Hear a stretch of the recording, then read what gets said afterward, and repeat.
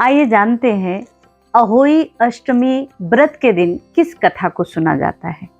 माताएं जब अहोई माता की पूजा करें तो उसके बाद में पूजन के बाद हाथ में 7 प्रकार का अन्न ले लें और इस व्रत कथा को अवश्य पढ़ें या सुनें।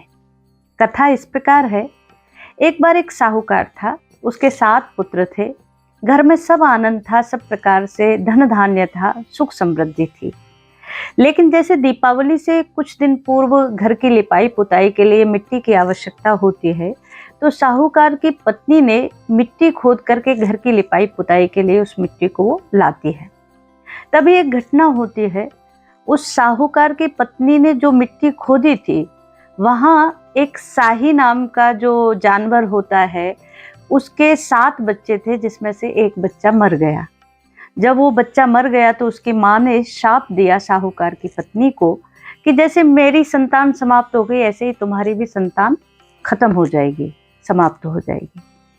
तो उस शाप का परिणाम ये हुआ कि साहूकार की धर्मपत्नी के जो 7 बेटे थे, वो एक एक करके 7 समाप्त हो गए। उसकी धर्मपत्नी और साहूकार दोनों ही बड़े दुखी रहने लगे। एक दिन नगर में कोई सिद्ध संत का आगमन हुआ।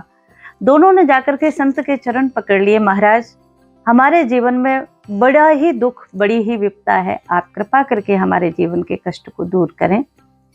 संत तो लागे दया कोमल चित संता, संतों का हृदय बड़ा कोमल होता है, तो संत को दया आई। संत ने उस साहूकार की पत्नी से कहा कि तुमने शाही के बच्चे को मार दिया, इसलिए उसने तुम्हें शाप दिया है और तुम निसंतान हो गई। तुम एक काम करो, कार्तिक कृष्ण पक्ष की अष्टमी में व्रत रखो और अहोई माता को भाव से पूजा, श्रद्धा और अपनी शरणागति, अपना क्षमापन समर्पण करो। जब तुम सच्चे भाव से क्षमा मांगोगी तो माँ की कृपा होगी और निश्चित रूप से तुम्हारे जीवन का दुख दूर होगा। जब महात्मा की बात सुनी तो दोनों ही पति पत्नी प्रसन्नता के साथ घर आए।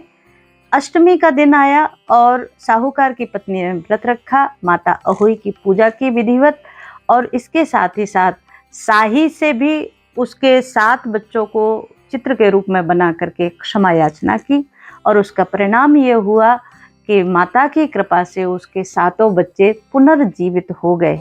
ऐसा कथानक है। और तब से ये परंपरा चल गई कि अष्टमी के दिन माताएं बहनें अपनी संतान की दीर्घ आयु के लिए, अपनी संतान के ऊपर आने वाले किसी भी भावी संकट को दूर करने के लिए माता को प्रसन्न करते हैं और अहोई अष्टमी का व्रत करते हैं। तो आप सबके जीवन में ये व्रत शुभ फल देने वाला हो।